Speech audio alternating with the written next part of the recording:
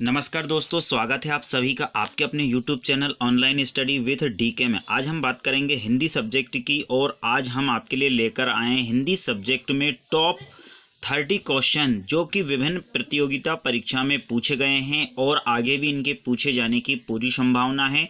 सभी क्वेश्चन आपके एग्ज़ाम की दृष्टि से बहुत ज़्यादा इम्पोर्टेंट है। तो आप लोगों को बस ये करना है कि आज अपना आकलन करना है। यदि आपने 30 में से यदि 20 क्वेश्चन भी सही किए तो आपकी तैयारी बहुत अच्छी चल रही है, लेकिन हमें आशा है कि आप पूरे 30 में से 30 क्वेश्चन सही करेंगे। चलिए तो फटाफट बढ़ते हैं क्वेश्चनों की ओर। यदि आप लोगों ने अभी तक चैनल को सब्सक्राइब नहीं किया हो तो चैनल को ज़रूर सब्सक्राइब कीजिए और वीडियो पसंद आता है तो लाइक एंड शेयर ज़रूर कीजिए। कमेंट बॉक्स में लिखकर ज़रूर बताइए कि आपको आज का वीडियो कैसा लगा। चलिए तो फटाफट बढ़ते हैं क्वेश्चनों की ओर। आज का जो पहला क्वेश्चन है वो है, कलम का जादूगर किसे कहा जाता है? सुदर्शन।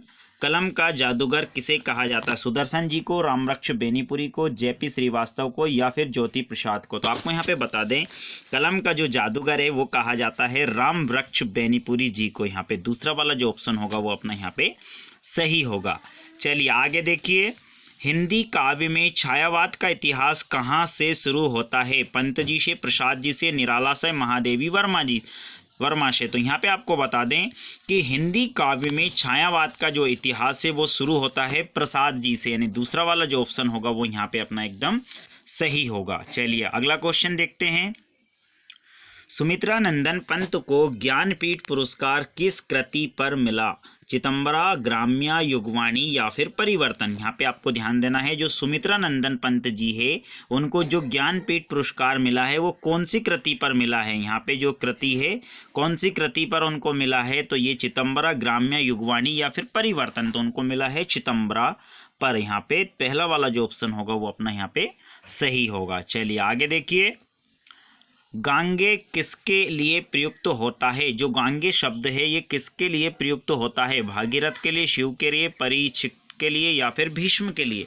तो आपको बता दें, गांगे जो शब्द है ये भीष्म के लिए प्रयुक्त होता है, यानी चौथा वाला जो ऑप्शन होगा वो यहाँ पे अपना एकदम सही होगा। चलिए आगे देखिए, हिंदी साहित्य के आधुनिक काल को गद्य काल किसने कहा है? हजारी प्रसाद द्विवेदी ने, एल.एस. राठौर ने, रामचंद्र शुक्ल ने, डी.पी.एस. सारंग देवोत ने?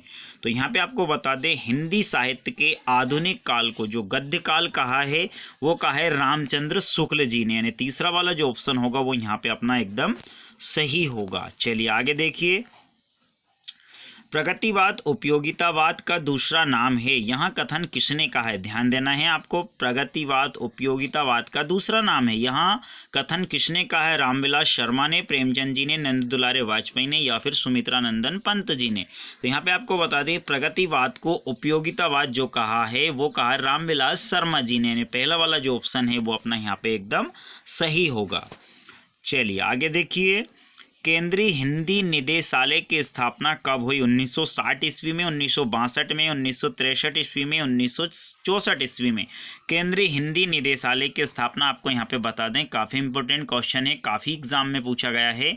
केंद्रीय हिंदी निदेशालय की जो स्थापना है वो 1960 ईस्वी में की गई, यानी पहला वाला जो ऑप्शन होगा यहाँ पे वो अपना एकदम सही होगा। चलिए आगे देखिए, केंद्रीय हिंदी संस्थान का मुख्यालय कहाँ पर स्थित है? कानपुर, इलाहाबाद, आगरा या फिर वाराणसी में? तो आपको बता दें, केंद्रीय हिंदी संस्थान का जो मुख्यालय है ये भी काफ़ी एग्जामों में पूछा गया है। केंद्रीय हिंदी संस्थान का मुख्यालय जो है वो आगरा में, यानी तीसरा वाला जो ऑप्शन है वो यहाँ पे अपना एकदम सही होगा। चलिए आगे देखिए, कौन सा शब्द तत्पुरुष समास का उदाहरण नहीं है? ध्यान देना है, ऐसा इन चारों में से कौन सा शब्द है जो तत्पुरुष समास का उदाहरण नहीं है? गगनचुंबी, पद्दलित, बलहीन या फिर खानपान? तो खानपान ऐसा शब्द है जो तत्पुरुष समास का उदाहरण नहीं है, तो चौथा वाला ऑप्शन यहाँ पे अपना सही होगा। चलिए आगे देखिए, तद्भव शब्द कौन सा है? निम्न चार जो शब्द हैं उनमें से आपको तद्भव शब्द को पहचानना है। अमरूद है, आमदनी है, ऑफिस है या फिर अनमोल है? तो आपको यहाँ पे बता दें, अनमोल जो शब्द है वो तद्भव शब्द माना जाता है, तो चौथा वाला जो ऑप्शन है यहाँ पे वो अपना एकदम सही होगा। चलिए आगे देखिए, आगत शब्द नहीं है, अदालत, आदमी, औरत या बहन? आगत शब्द, निम्न चार ऑप्शन आपके पास हैं उनमें से आगत शब्द कौन सा नहीं है? ध्यान देना है आपको, नहीं पूछा है, तो बहन जो शब्द है वो आगत शब्द नहीं है। चौथा वाला जो ऑप्शन होगा वो यहाँ पे अपना एकदम सही है। आगे देखिए, पर्यायवाची शब्दों का कौन सा युग्म सही नहीं है। 4 यहाँ पे युग्म दिए गए हैं, उनमें से कौन सा युग्म सही नहीं है। अनिल, शमीर, खग, विहग, अनाथ, सनाज, तन, काया। तो आपको यहाँ पे बता दें, तन का जो है पर्यायवाची काया भी होता है, खग विहग भी होता है, अनिल का समीर, लेकिन अनाथ और सनाद ये पर्यायवाची शब्द नहीं है। तो यहाँ पे तीसरा वाला जो ऑप्शन होगा वो अपना यहाँ पे एकदम सही होगा। आगे देखिए, उल्टे बांस बरेली को, ध्यान देना है, उल्टे बांस बरेली को इसका क्या अर्थ है। संगत कार्य करना, असंगत कार्य करना या कार्य नहीं करना। तो आपको यहाँ पे बता दें, उल्टे बांस बरेली को इस शब्द का जो अर्थ है वो है असंगत कार्य करना, यानी दूसरा वाला जो ऑप्शन है वो यहाँ पे अपना एकदम सही होगा। चलिए आगे देखिए, तद्भव शब्द किसे माना है। देशज से, संकर शब्द से, तत्सम से, विदेशी शब्द से। आपको यहाँ पे बता दें कि तद्भव शब्द किससे माना है। यहाँ पे 4 ऑप्शन आपके पास दिए गए हैं। तद्भव शब्द किसे माना है, देशज से, संकर शब्द से, तत्सम से या फिर विदेशी शब्द से। तो आपको बता दें कि तत्सम से, जो तद्भव शब्द है वो किससे माना है, वो माना है तत्सम से, यानी कि चौथा वाला जो ऑप्शन है, तीसरा वाला सॉरी, वो अपना यहाँ पे एकदम सही होगा। चलिए आगे देखिए, माँ बालक को दूध पिलाती है, इस वाक्य में कौन सी क्रिया है। संयुक्त क्रिया, द्विकर्मक क्रिया, साकर्मक क्रिया या फिर अकर्मक क्रिया। आपको यहाँ पे बता दें, माँ बालक को दूध पिलाती है, इस वाक्य में द्विकर्मक क्रिया है। यहाँ पे दूसरा वाला जो ऑप्शन है वो अपना यहाँ पे सही होगा, क्योंकि ये द्विकर्मक क्रिया है यहाँ पे। अगला क्वेश्चन देखिए, एक विधेय होती है साधारण वाक्य में, मिश्रित वाक्य में, संयुक्त वाक्य में या फिर इनमें से कोई नहीं। तो आपको यहाँ पे बता दें, एक विधेय होती है, ये होती है साधारण वाक्य में। काफ़ी इंपॉर्टेंट क्वेश्चन है।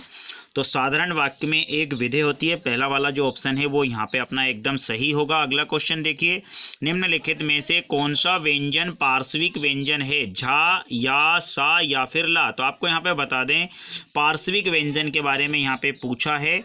तो पार्श्विक व्यंजन जो है, ला जो शब्द है इसमें पार्श्विक व्यंजन है, यानी आपका चौथा वाला जो ऑप्शन है वो यहाँ पे बिल्कुल एकदम सही होगा।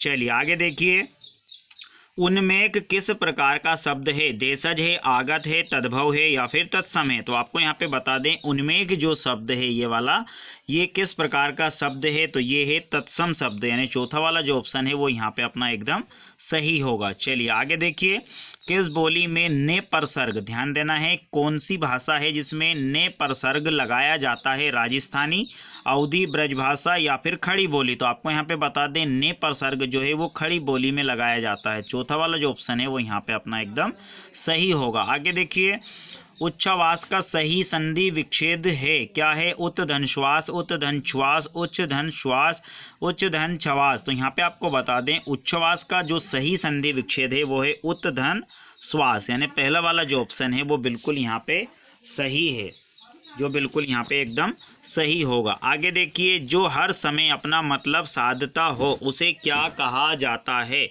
स्वार्थी, मतलबी, परमार्थी, स्वार्थी। तो आपको यहाँ पे बता दें, जो हर समय अपना मतलब साधता हो या अपना मतलब निकालता हो उसे स्वार्थी कहा जाता है। द वाला जो ऑप्शन है वो यहाँ पे अपना एकदम सही होगा। आगे देखिए, बहिर्मुखी शब्द में कौन सा उपसर्ग है। बहिष है, बही है, बहिर है, बहिर है। यहाँ पे आपको बता दें, कभी कभी बहिर और बहिर, यहाँ पे एक हलंत वाला बहिर, दूसरा बगैर हलंत वाला बहिर दे देते हैं। तो अपने को यहाँ ध्यान रखना है कि जो हलंत वाला बहिर है उस पर राइट क्लिक करना है। तो यहाँ पे आपका तीसरा वाला जो ऑप्शन है वो यहाँ पे अपना एकदम सही होगा। आगे देखिए, साहित्य जनता की चित्तवृत्तियों का संचित प्रतिबिंब है, यहाँ उक्ति किसकी है। नगेंद्र की, रामचंद्र शुक्ल की, हजारी प्रसाद द्विवेदी या फिर महावीर प्रसाद की। तो आपको यहाँ पे बता दें, साहित्य जनता की चित्तवृत्तियों का संचित प्रतिबिंब है, यहाँ जो उक्ति है ये है आपके रामचंद्र शुक्ल जी की, यानी दूसरा वाला जो ऑप्शन है वो यहाँ पे अपना एकदम सही होगा।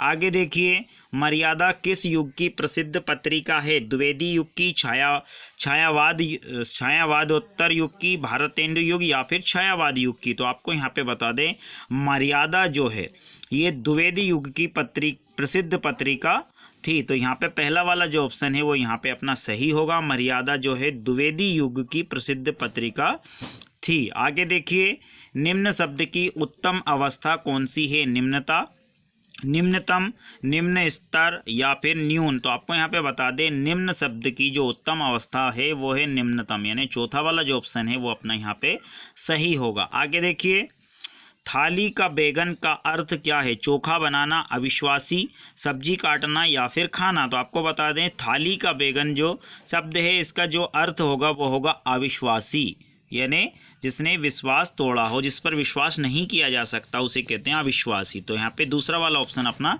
सही होगा। आगे देखिए, रंग शब्द से क्रिया बनती है रंग वाला, रंगीन, रंगना या फिर रंगाई। तो आपको यहाँ पे बता दें रंग शब्द से जो क्रिया बनती है उसे रंगना कहा जाता है, चंद्रबिंदु यहाँ पे।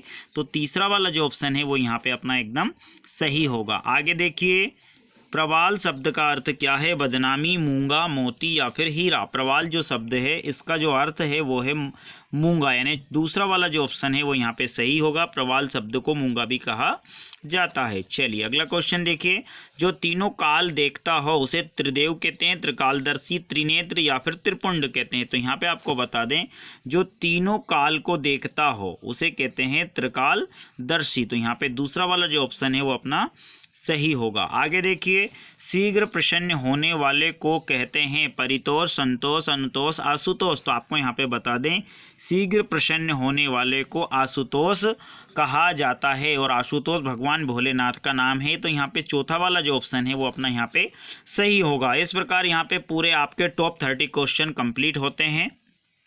सभी क्वेश्चन विभिन्न प्रतियोगिता परीक्षाओं में पूछे गए हैं, जो कि आपके एग्जाम की दृष्टि से सभी क्वेश्चन बहुत ज़्यादा इम्पोर्टेंट है। तो आप लोगों को सभी क्वेश्चनों को अच्छे से ध्यान से देखना है और जल्दी ही मिलते हैं नए वीडियो में नए क्वेश्चन के साथ। तब तक के लिए नमस्कार, धन्यवाद।